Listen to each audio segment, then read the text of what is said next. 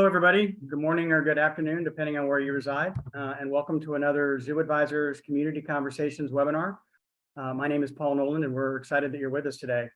The purpose of our webinar today is obviously the world finds itself in one of the most complicated and unique economic environments that we've seen in several decades. We've got the combination of low unemployment, high inflation, supply chain issues that we haven't seen since World War II, record high gas prices, and all that's kind of working together to create some real fears about a recession down the road.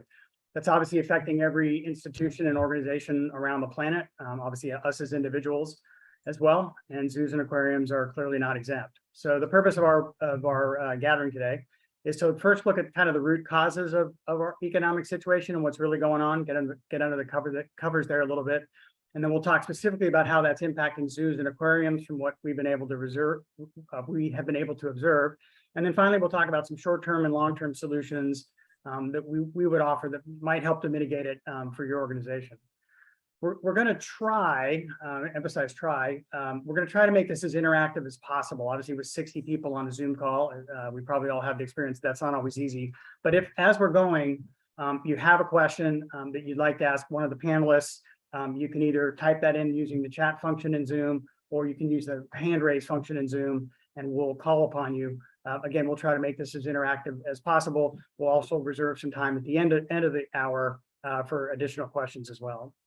So with that, why don't we jump into introductions and we can get started with our program. Again, my name is Paul Noland. I'm fairly new to Zoo Advisors. I've just joined in an on-council role. I am sort of a multi-decade travel, hospitality, leisure guy. Having worked significant stints with Marriott Hotels, Disney Parks, and for 5.5 years, I was the CEO of the International Association of Amusement Parks and Attractions, commonly called IAPA. A pleasure to be with you today. So, Zach, why don't you kind of lead off the introductions, if you would? Thank you, Paul. My name is Zachary Winfield. I'm Vice President at Zoo Advisors. I head up our economics team, which means my focus is on anything numerical or financial. Basically anything that can be quantified as it relates to the operations of zoos, aquariums, botanic gardens, and other sorts of cultural attractions in that realm. I spend most of my time doing business plans, feasibility studies, economic impact studies, pricing and market research, operational modeling, and it's my goal to make spreadsheets cool again. So thank you for all being here, and I'll hand it off to Adam since he's next to my list. Thanks, Zach. Hi, Adam Sachs, President of Tourism Economics, and we live in kind of the intersection of what's going on in the economy and how is it affecting travel, and will it affect leisure and hospitality. So looking forward to sharing our thoughts on where we are, where we think we're headed in that space. Great, thanks, Adam. Liz? Hi, I'm Liz Knuppel. I'm the head of Skystone Partners. We are a national full-service fundraising consulting firm, and one of our great joys is that we get to work with a fair number of zoos. We've worked recently with Zoo Knoxville. Actually, we're working with them currently. St. Louis Zoo, Cincinnati Zoo. We helped with the fundraising campaign that built Miss Fiona's habitat, and many others. And our goal at Skystone Partners is to help our clients raise more money more effectively and in less time, because we believe philanthropy is a powerful force for good. So, this is an interesting economic time, and I'll be delighted to chat with you about what we may be able to predict about fundraising and philanthropy for your parks, aquariums, and botanical gardens. Excellent, thanks. And Dario? Good morning, good afternoon. My name is Dario Lareu from Argentina, Fundación Temaikèn. I have 5 years in this institution, and before to land in Temaikèn, I was 25 years working in 3M, based in Argentina during 20 years and 5 years in Latin America, in Peru, Bolivia, Paraguay, and Ecuador. And I'm here today to share with you that we can live with high inflation. Up to date, in the last 12 months in Argentina, we are living with 80% inflation, and the economist says that we will finish this year with more than 100. So I hope to share with you some good practices that we are implementing in the zoo to survive in these difficult times. Excellent. Thanks, Dario. Okay, we've got a lot of content for an hour, so we're going to keep things moving. I'm going to turn it over to Adam, who's going to kind of start by giving us kind of laying the foundation for us to understand a little more about our current economic situation. Adam? Thanks, Paul. And I think hearing the inflation situation in Argentina certainly puts all of this into context as far as where we are, and perhaps certainly not as bad as it could be. Let me share with you a few thoughts on the U.S. economy, where I think we're going, and some of the implications for travel and leisure. I'll just walk through kind of the recoveries we've seen the current economic fundamentals, the twin-headed monster, the enemy of this recovery, and then the outlook, particularly for travel. So let me start with the recovery to this point. Let me just say that the travel and leisure recovery has been nothing short of dramatic.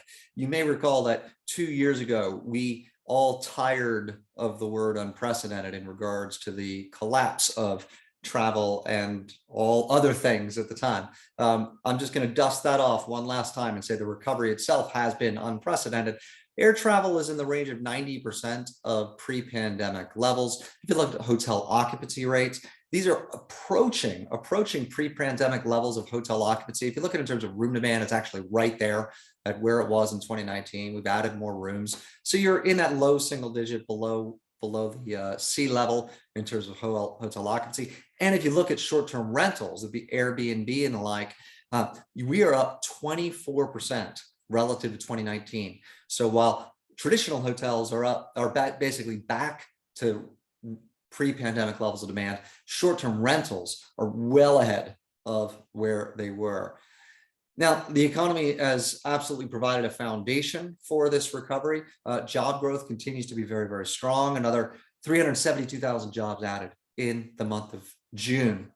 We've recovered almost all of the 22 million jobs that were lost in the spring of 2020, all but about 1 million of those jobs. And so the unemployment rate in about 2 years, record time, has fallen from 15% to 3.6%.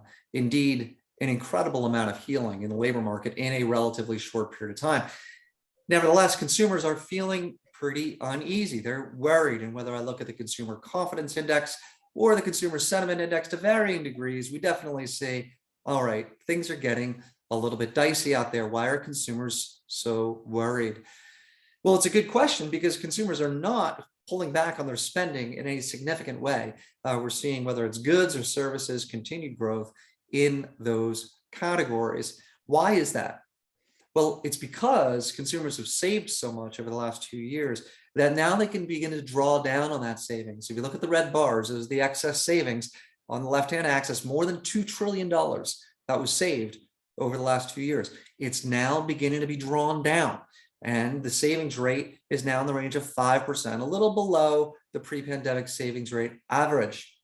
And so that is a buffer, that war chest, that's keeping the economy moving forward. But it's not only that. Households are beginning to borrow. And I think this is particularly relevant as we think about our customers for zoos and aquariums. Where do they fall in the income spectrum? And this is income categories by percentile. And you can see that almost every single income category has actually been taking on a bit more debt over the first quarter of 2022. Not the top 1%, but pretty much everybody else. And so there are signs, a little bit of strain there in the face of inflation. And that moves us to what is the enemy of this recovery? Why do I call it a twin-headed enemy of the recovery? Well, it's because they're very much related. And the first piece of it is labor shortages. We're down 1.4 million jobs still in leisure and hospitality. So there are more jobs remaining lost, and that includes all zoos and aquariums are in there, than in any other sector. And if you look at arts, entertainment, and recreation, where zoos and aquariums fall, employment remains 8% below where it was in early 2020. And the situation is still pretty rough out there. There are more than 2 job openings for every unemployed person in leisure and hospitality. That's a good bit higher than what it was in 2019, when it was about 1.2, 1.3. Now, is there an off-ramp? Do we see a way that this begins to improve? Well, yeah, we do. And part of it is that the labor supply is in the process of increasing. While it held flat in the latest data, we do see generally the trend is that the labor supply continues to increase as people re-enter the labor force. And so that is part of the solution. Another part of the solution, and I imagine that many of you have experienced this very directly, is that all recreation industries, all leisure industries are having to increase wages and do so faster than really any other sector of the economy.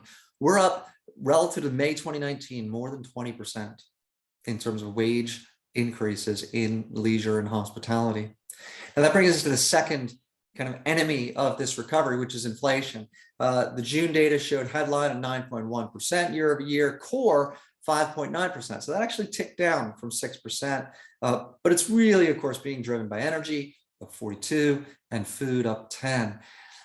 What we are expecting as a company is a very gradual descent in inflation. And so while we've already seen a tick down in core, it's going to take longer, especially for food and energy, because of external factors that are limiting the supply, particularly Russia's invasion of Ukraine. But there is some good news on the horizon. One of them is that supply chain issues are beginning to moderate, and we're seeing that in the cost of shipping, which is down significantly. I mean, shipping costs were exorbitant in the middle of 2021. They have come down significantly since then across really all routes.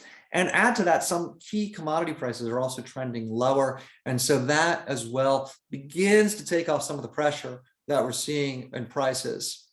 But the real factor, what's the lever in this is, of course, what the Fed is doing. We expect another 75 basis point hike later this month. Markets are then expecting another, say, 50 basis points in September, and then down from there. The Fed is basically accepting the consequence of their actions to be in a mild recession. They are not explicitly, but implicitly taking this on as a necessary component of bringing inflation down, because their forecast for unemployment shows we're going to increase from 3.6 to 4.1% over the next year and a half. And that really is consistent with a mild recession, that change in unemployment. Well, you may not be surprised that 70% of economists now expect a recession by the end of next year. You can see that it concentrates in kind of the second half of, I'm sorry, the first half of 2023, and then the second half of 2023. So very few are expecting it this year, but a large share expecting it next year. Now, depending on kind of how you view the entire profession of economics, you might find a lot of comfort in this. If economists are predicting it, maybe it won't happen. Well, if you're wondering what do we think, we actually think that we have a good chance of not entering into a recession. However, when you start looking at GDP growth of 1.9% that we're expecting for this year and 1.1% next year, you're on the edge. And so, so we do assign a probability of 1 in 3. However, this is a critical point that I want to make.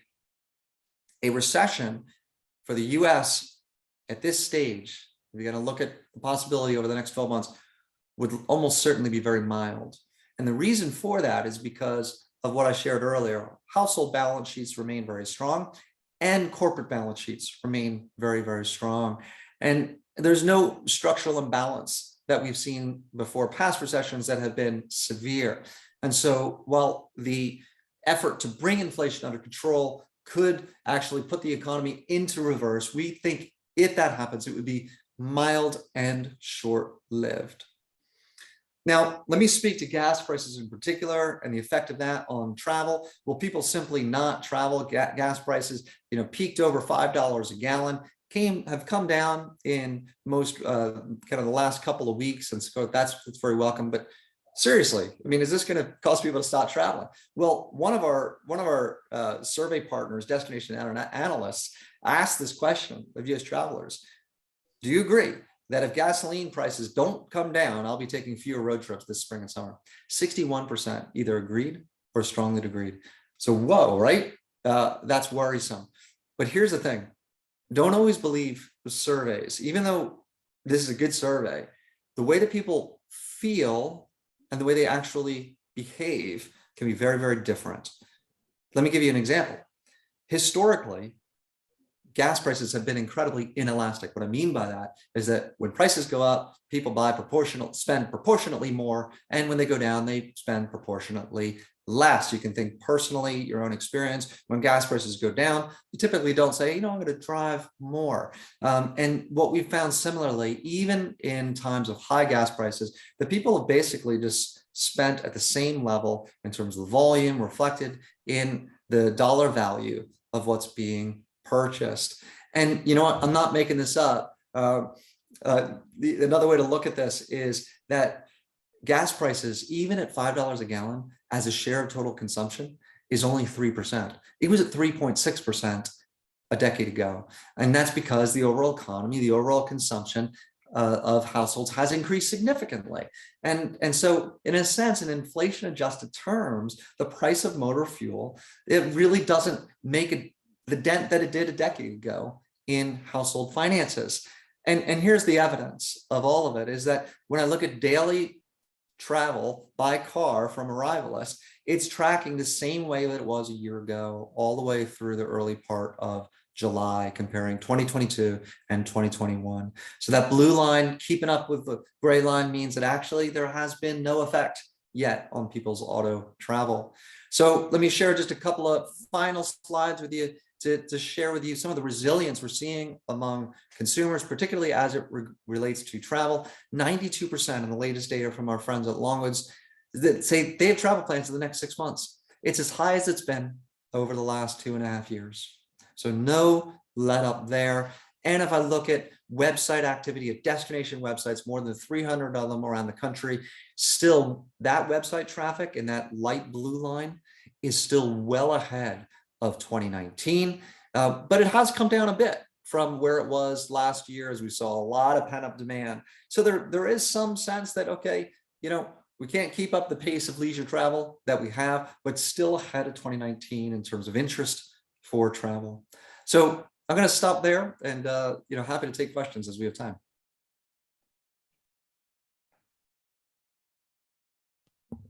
None have popped up yet, Adam, on our chat, so we may get them later in the program then. Yeah. Okay, why don't we move on? Liz, why don't you talk about what you're seeing from in these kind of economic conditions, what you're seeing and what you think we'll see from a fundraising standpoint?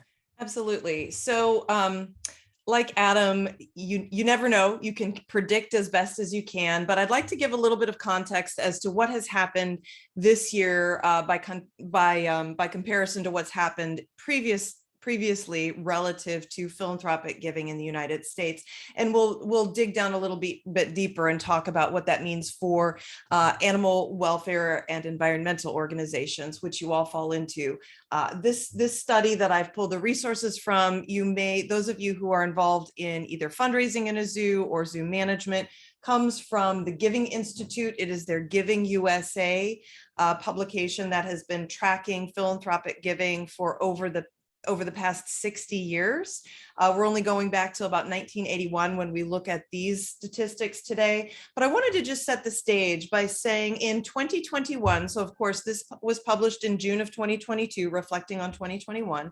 In 2021, contributions hit the mark of $484,000 billion in the United States. And what we're showing here is where the money has come from. Individuals, 67%, foundations is up at 19%, bequests 9%, and corporations at 4%. This is just to give you a picture of how much money is given in the United States on an annual basis and where that money comes from. And I like to point this out because in the zoo world, ever so very often we hear that folks are digging into the corporate sponsorships deeply. They're interested in meeting more CEOs or heads of companies to fund their programs and the like. And I just want to point out here that most of the money is coming from individuals or bequests, which quite frankly are from individuals. So in 2021, it's also important to note that, and we'll look at giving trends over time, but in 2021, philanthropy from an inflation adjusted perspective was flat this year. It declined by 0.7% from last year. But let's just dive in here to see where that money was going. So here we saw where the money came from. Now I'd like to, these are the sectors in the nonprofit world. So we've got religion, education, human services, and you may say, oh my goodness, over here, environment and animals, where we all sit, it's only 3%.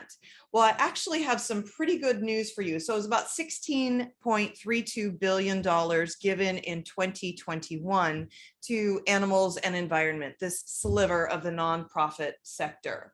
And what's particularly interesting, this chart here shows changes in giving by type of recipient. And all the numbers that we're showing here are all inflation adjusted numbers. So you can see what the dollar, how you can actually spend those dollars by contrast to what you got. So all the way down here, again, because you in environment and animals receive, quite frankly, the 9th largest piece of the pie, and there's only one piece of the pie smaller than you in the philanthropic outlook overall. What you can see here is in 2019, zoos, aquariums, environment, animal organizations had an inflation adjusted uptick of 10.6%. And then again, an 11% uptick, which is the 3rd largest increase in contributions across all nonprofit sectors, which is really something that's quite exciting, quite good. If you hadn't given that some consideration, you may be asking yourselves, well, why? Why is that now? And as it relates particularly to attractions like zoos, aquariums, botanical gardens, a lot of the reason for that uptick is that these are places where people could go during COVID. Very often they were outside. These were the types of places that were opening more quickly than other types of arts and entertainment, attraction kind of places. The other piece of it is that emotional piece that all of you all in the zoo and aquarium world understand, which is that emotional connection to the animals. With our clients, what we saw was there was a tremendous amount of COVID giving because everybody wanted to make sure that the animals were okay. So that's an important and interesting thing to keep in mind. You saw incredible increase, in fact, the 3rd largest increase in the sector during this time frame. And we'll get into why that's so important in just a sec. Now, another thing I'd like to point out is we're looking at total giving here from 1981 through 2021. And what you'll see here is all of the bars are inflation adjusted dollars. The line here is current dollars, but we've got inflation adjusted dollars as well, because again, we want to actually see what those philanthropic dollars can actually do as far as supporting our mission on boots on the ground. So again, I'd like to mention that giving remained relatively flat. There were more dollars given, but of course, because inflation was up, it was just a modest inflation adjusted down. But I'd like to point out here that there were 9 specific areas where there has been an indicator of a potential recession or a recession where giving has gone down. This is the year preceding a decrease in actual dollar amounts.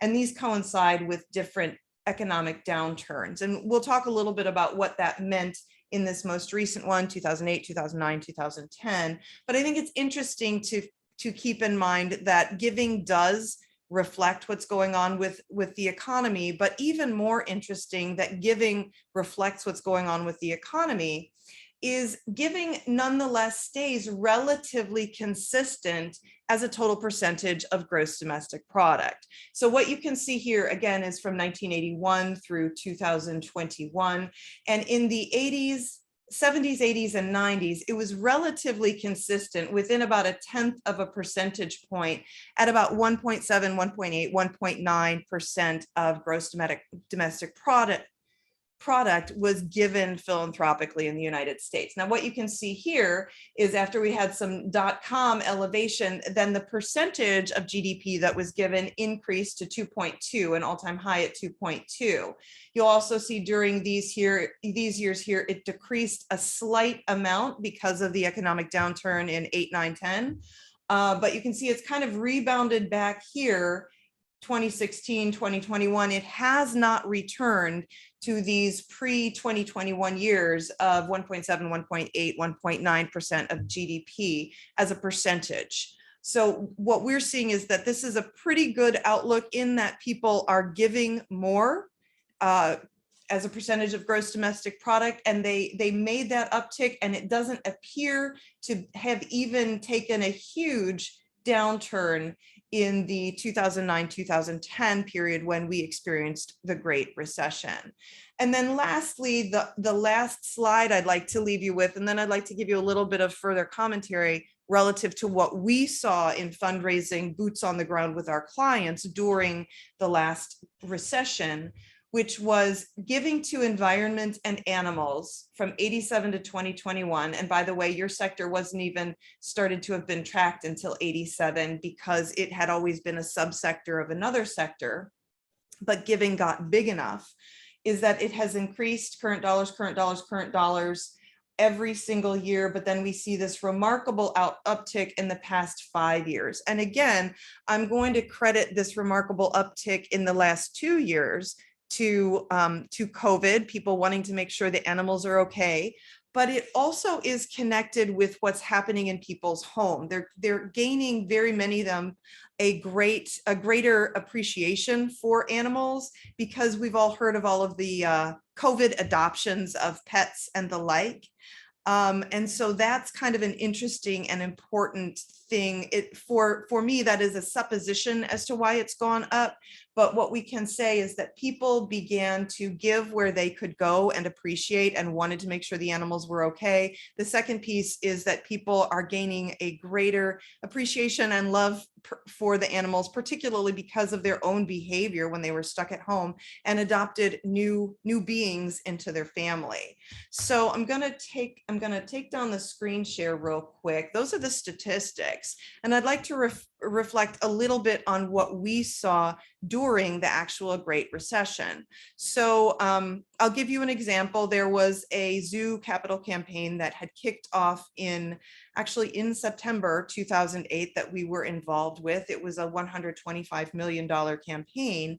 And even though the economy had turned down, there were still people who were interested, willing, and wanting to give. And there was no real reason to stop the campaign. But what happened instead is we just needed to slow it down a little bit, because there is always, and the Giving USA report that I pulled those slides from has 44 slides that we're not going to go in. It's an hour's worth of presentation. But of course, what they have shown is over time, giving is reflective of the S&P index, and people do give less when they have less wealth. That doesn't mean they stop giving altogether, because they continue to care about causes and they continue to want to make a difference. What ended up happening with the client that we began that $125 million campaign with in 2008 is it did take an additional 2 years. But they ended up exceeding their goal by about $10 million. So they reached about $135 million for that campaign all told. Now you may be saying, what does this mean though to me today? Profits are up, corporate giving is actually up, individual giving is down just a little bit. And I said at the beginning of the conversation, of course, you've got to keep your eye on the prize with your individuals. But what we're seeing is, we all know, those of us who've been involved with philanthropy, is the least expensive dollar to bring into your organization philanthropically is that renewal dollar. And I'd like you to think about all of the people who have renewed sense of sort of heart and mind connection with your missions. And the key here is going to be retaining those donors, whether they have been corporate sponsors or if they have been individual donors or sponsors. And what's also particularly interesting is that electronic giving to the environment and animals causes over the past 2 years has gone up tremendously. And in fact, from 2020 to 2021, electronic giving by individuals to environment and animal organizations increased by 20%. So a little tip of the hand here is work very, very hard. We all know philanthropy is a relationship-based kind of a revenue stream. People give about what they understand and what their hearts tell them to give to, but concentrating on renewing those donors and upgrading those donors is going to be the key to your philanthropic success in the future. And even though at the very beginning of the conversation, I said you need to keep your eye on the individuals, which you absolutely do. They will continue to be the largest piece of the philanthropic pie. Giving out of corporate profits has increased dramatically. However, I would like to caution you because so much of that increased corporate giving has been in diversity, equity, and inclusion work. And that's not to say that doesn't occur in zoos and animal conservation and attraction type of organizations, but those are more sort of human services types of gifts that are occurring. So that being said, that's our reflection on the past and prediction for the future relative to philanthropy, and a couple of little nuggets right there as it relates to what is likely to happen and what's likely to be your biggest keys to success. You've acquired the donors. Now what you need to do is keep them. Awesome. Great, Liz, that was perfect. Thank you very much. Appreciate Thank you. it. So now let's turn to kind of more directly from a dollars and cents standpoint, kind of what the impacts are and some of the steps you can take to mitigate them, with regard to both the revenue side of the equation and then the cost side of the equation. So to start that, I'm going to turn it over to Zach, who's going to talk a little bit about what he has seen in the Zoo Advisors organization has seen with regard to trends regarding revenue and cost, attendance, spending, things like that, just to kind of set the table for us. So Zach. Thank you, Paul, and hello again, everyone. Like Paul said, I've been tasked with giving a briefing of sorts on the current trends on the plus side of the ledger, right, our revenues. And while there are a lot of things that have impacts on an attraction's revenues, there is no single more impactful metric than attendance. So what I wanted to do was to just spend a quick minute here from a very high level talking about how AZA member organizations have fared in this, I'm not even sure what to call it, this like post-pandemic or late pandemic or whatever this bizarre historical era we're in is called. And when I say high level, I mean the highest possible level. Because what we've done here is to capture data on the monthly attendance of 207 different AZA member organizations going back to 2017. And I want to tell you a very quick story about where they were going pre-pandemic, where they're going now, and what the upshot of all this information is. So this is a look at what the average monthly attendance of the 207 zoos and aquariums in our data set looked like from 2017 to 2019, right? Our pre-pandemic era. Aquariums are in blue and zoos are in green. And as you can see, on average, monthly attendance to aquariums was higher than zoos, which just means that the zoo segment is more bottom heavy, right? There are proportionally more small zoos than there are small aquariums. And you might also notice that while monthly attendance averages for aquariums were trending generally upwards, this is the blue dotted line, zoo monthly attendance averages were trending proportionally downwards. So again, these are industry averages, and there are plenty of zoos and aquariums that either overstate or understate these trends. But this is the high level look at how things were trending before everything happened. So now I want to look quickly at the early and sort of late pandemic years. That's 2020 through today. And what we observe here are a few things. First is that aquariums suffered a more drastic decline, especially during those first few months and really through most of 2020. Shouldn't come as a huge surprise, right? Aquariums are more heavily dependent on tourism. They're also mostly indoors. But we also observed that both sectors rebounded quickly and strongly, especially in sort of mid-21 and beyond, especially into 22. In just those first 2 quarters of 22, we see that the spring break spike that was present in all previous pre-pandemic years before COVID, right? That spike has returned. And in fact, if you look at the 18 months, the last 18 months, right, which is January 21 through the end of June this year, what you'll see is that both segments, that's zoos and aquariums, have pretty much rebounded to exactly their pre-pandemic attendance kind of status. So we have zoos on the top here and aquariums on the bottom. The green lines are 2021 and 22, the last 18 months.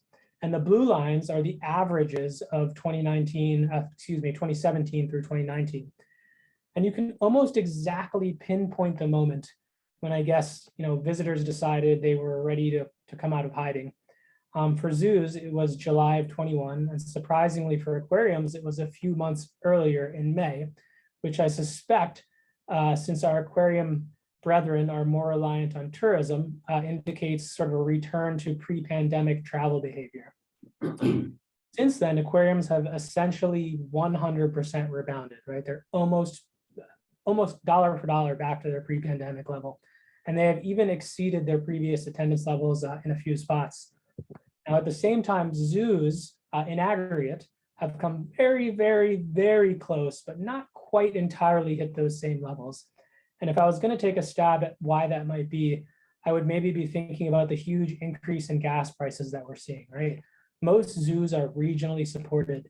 So, ergo, most people drive to the zoo. And we actually found in an analysis, early this summer in June that we put out, which if you're interested, you can find on our website. Since that increase, since the spike in gas prices, many zoos' trade areas have shrunk, some substantially, meaning that guests are coming from sort of marginally shorter distances. And that could definitely be contributing to the almost, but not quite 100% course correction from the pre-pandemic years. So, what's the upshot here? Why does this matter?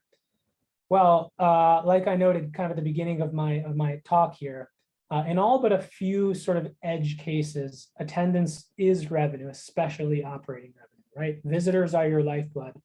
So if we're going to ask what the trends in revenue are, that's a very close analog to asking how visitation has been. And frankly, it's been pretty darn good. For a while in 2020, early 21, the problem was obvious. No one was coming out. But now the challenge is very different because people are back. But in this current economic environment that Adam outlined so beautifully for us, everything costs more. Everything costs much more. So generally speaking, as an industry, the demand is back.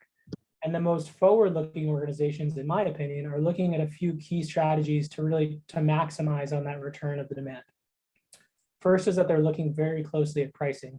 And in many cases, they're investing in formal pricing research, to determine if they have the ability to increase admissions fees, right, to create more revenue from their existing sales volume. Second is that they're looking to activate what we call under-leveraged assets, which mostly means they're evaluating sort of new and different after-hours events, because every hour that your zoo is closed, your aquarium is closed, your garden is closed, and you're not using it for some sort of revenue-generating activity, you're under-leveraging an existing asset. And third, they are preemptively addressing just this massive salary realignment that's happening, right? They're budgeting significantly increased amounts for future personnel and making plans for how they are going to meet those growing obligations so that they can attract and retain those talented staff. So I think I got a little bit out of my lane here at the end talking about personnel spending, but the key thing is that you can't have an effective revenue operation without the people to operate it. So I definitely wanted to mention that. And in a nutshell, that is what we are seeing on the revenue front. And I hope it was illuminating for our guests and panelists here today. Thank you. And I think Paul is going to tee up our next panelist. Awesome. Yeah, thanks. So just a couple other thoughts. Thanks, Zach. So just a couple other thoughts on kind of the kind of marketing, promotions, pricing, things like that, and then we'll move on. So interesting if you kind of connect the dots of what we've been talking about so far. Despite what you might see on the news every day, the economy's in a little better shape than it seems, and particularly people want to get out and do stuff, and they are. And so most attractions of any kind, whether they be a zoo, aquarium, or something else, are seeing demand pretty consistent with where they were, pre-pandemic. But everybody's kind of dealing with this inflation thing. So, a couple thoughts, and some of this was in a newsletter we did a few weeks ago. But as bad as inflation is, and it has terrible implications on economies in the long term. It does provide you an opportunity to really think about your pricing. The high inflation environment gives you both the courage to take some pricing increase. It also kind of gives you, you know, a sort of an excuse or a way to rationalize it. So Zach mentioned that, you know, a lot of zoos are kind of looking either formally or informally at, you know, what kind of pricing do they think they got to take. If ever over the course of the last 7 or 8 years, you had a golden opportunity to take pricing, now is it. And so you probably do not want to let that opportunity kind of pass you by. There's a lot of different ways to do pricing. You can, you know, change the marquee price at your front gate, or you can change the mix, or you can create seasonality. There's all kinds of things, and we'd be happy to talk to you about those that you can do. But now is definitely the time to be thinking long and hard about pricing, and as one of the ways to kind of mitigate what's happening to you on the cost side of the equation, which we'll talk about in a couple of minutes. The other thing I'll mention really quickly is how you think about discounting and promotions. And I think that's a perfectly double-edged sword right now. On the one hand, you'd say, look, my volume's pretty good. And meanwhile, my costs, particularly my staffing costs, are going way, way, way up. Adam sort of talked about that early on.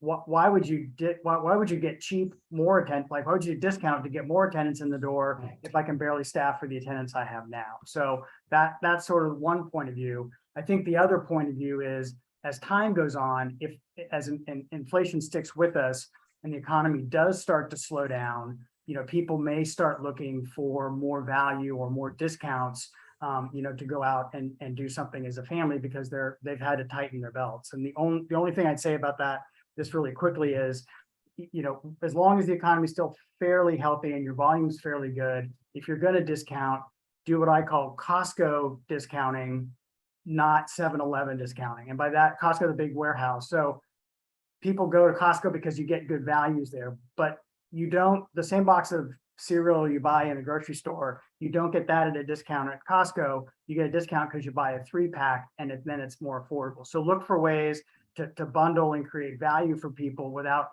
explicitly discounting, particularly unless the economy really, really goes south. It's not going to pay off for you, and you've got to take care of all that attendance and staff against it. So just a couple thoughts on promotions and pricing. Okay, with that, we're going to start to talk about the less fun side of the business, which is the cost side.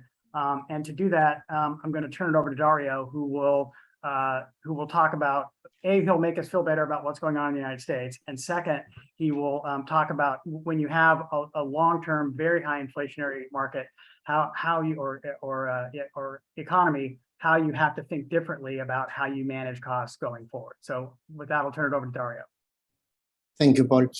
Yes, we had high inflation during the last 20 years. High inflation in terms of 15, 20, 25%. But after COVID and after the war, now we are dealing with other kind of numbers. And I think that we are taking all this situation like external reality, the war, the high inflation, and the pandemic, and we are managing this like a leadership time. So we are trying to put all people on board. And of course that our mission is to protect nature together, and conservation, and the zoo has a very important role. But during the last 12 months, all departments, all the areas are working together in different task forces in order to take advantage of this external situation. So we are dealing with new vendors, with new sources. So sourcing department and the CFO now has a very relevant role within the organization. And we have weekly meetings where we check the execution plan that we have in place.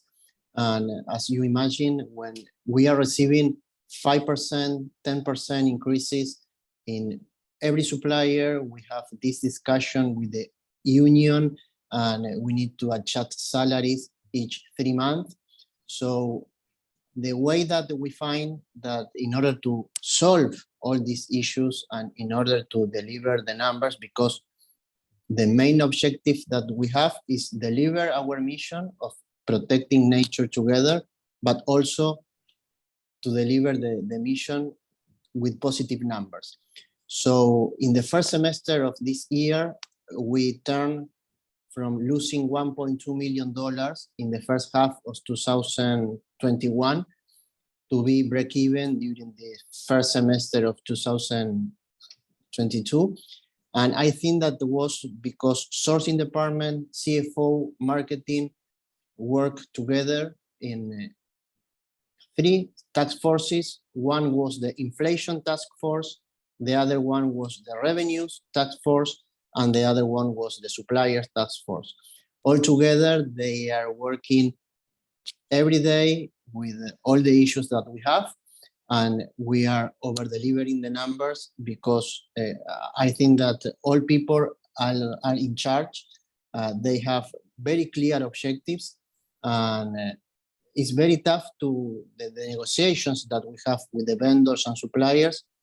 But one good example that we implemented this year was to have 3 suppliers for each critical activity that we are performing in the zoo and aquarium. And we are changing some vendors. And of course that we are keeping or improving the quality of the goods and services that we are receiving.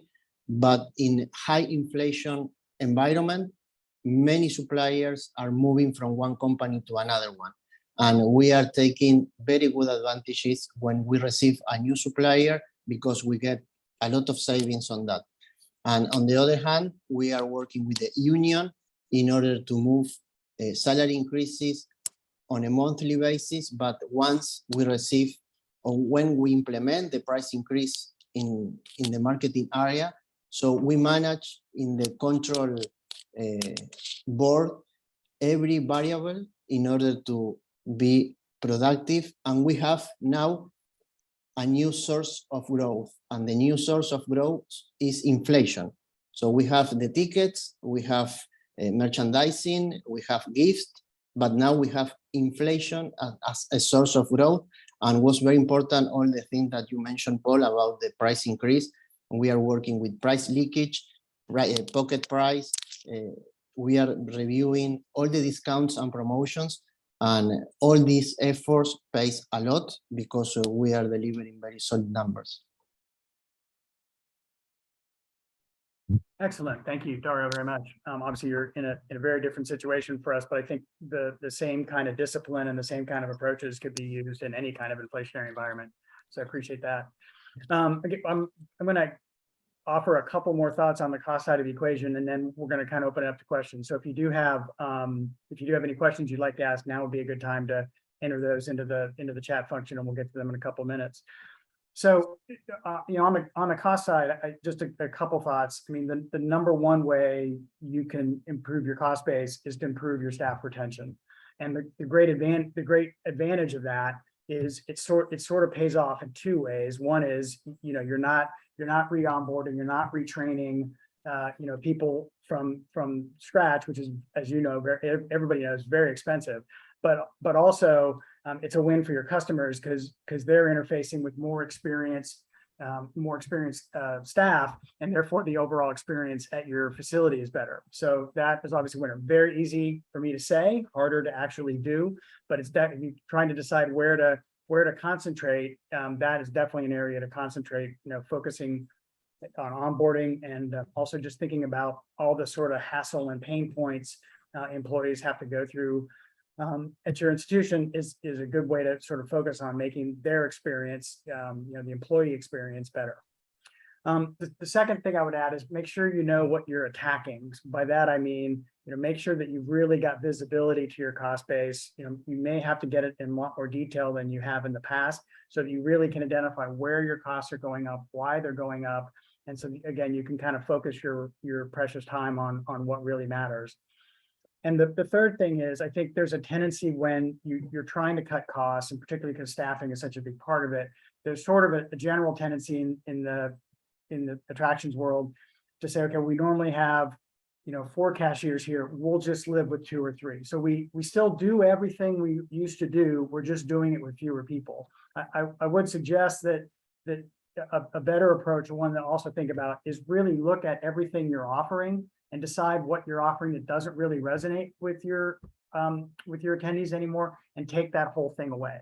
What are part of your product offerings that maybe 10 years ago were very popular, but really not a lot of people enjoy them. They certainly, if you didn't have them, They wouldn't change the reason for attending. Can you take entire functions away as opposed to just chipping away around the edges? So again, three things that are very hard to do and very easy for me to say, but could be worth your time and focus.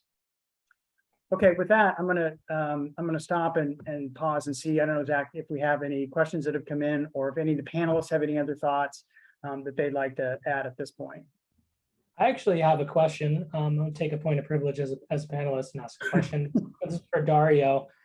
Dario, I feel like here in the States, we're of course experiencing inflation. It's nothing on the order of magnitude like what you've experienced. But I think in North America, a lot of North American institutions are there's a lot of hand-wringing, there's a lot of worrying when it comes to thinking about price increases. And I'm wondering, in Argentina, based on just the history of inflation that you faced over so long, are your constituents, are your visitors, are they just accustomed to more aggressive, gate price increases? Is that something that you think that North American organizations should be a little bit less fretful about? I think that you have more options in the States. Here in Argentina, Temaikèn is one of the only options that the public has in order to enjoy the nature and a good place to be with the families. So the elasticity of price help us a lot because we increase prices more than the inflation and we receive more visitors. We reduce discounts and we receive more visitors. We reduce price leakage and we receive more visitors.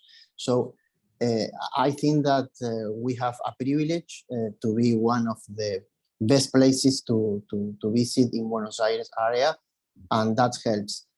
But if I take in consideration other activities, restaurants and other things that the people waste the money, today in Argentina with this level of inflation, the people want to waste the money as soon as possible because we don't have ways to save. We don't have the culture that you have in the States to save money. Our local currency is very weak. And the idea is when we receive local currency, we put the money in joy, in restaurants, in vacations, Temaikèn, in places that we enjoy a lot. I think that is a big difference with you.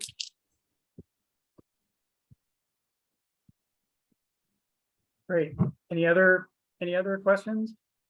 Paul, may I make a quick comment about the philanthropy notes that I shared? Awesome. One of the things that I'm afraid I may not have pressed upon as much as I would have liked is that philanthropy is really a relationship-based business.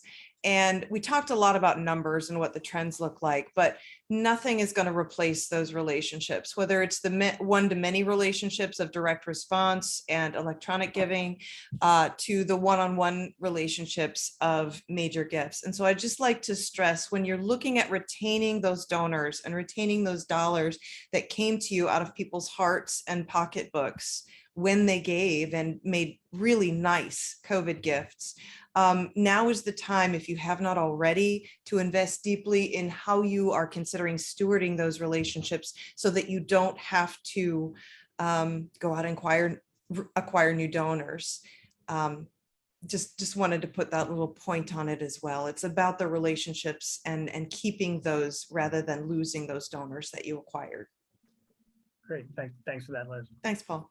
Okay, I don't think we've had any other questions come in, so I think we can kind of wrap things up. Hopefully this has been helpful and we certainly appreciate it. I think in general, just to sort of wrap up, I mean, I think zoos are actually really well prepared for what's going on economically now because more of the attendees are local or close, so it's not like having to get on an airplane and have hotel rooms and all that. And secondly, amongst all their all their entertainment options, zoos are still one of the best values out there. So I think that should give all of us some positive feeling about the outlook going forward.